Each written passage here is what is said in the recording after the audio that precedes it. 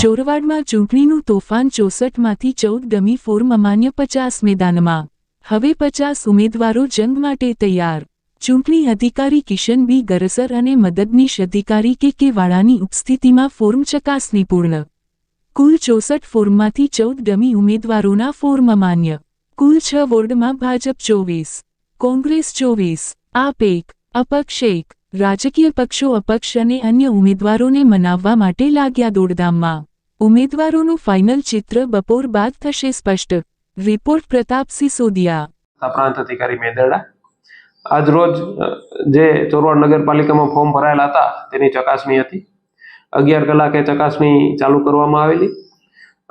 બંને પક્ષના તથા ત્રણેય પક્ષના જે પ્રતિનિધિઓ હાજર હતા.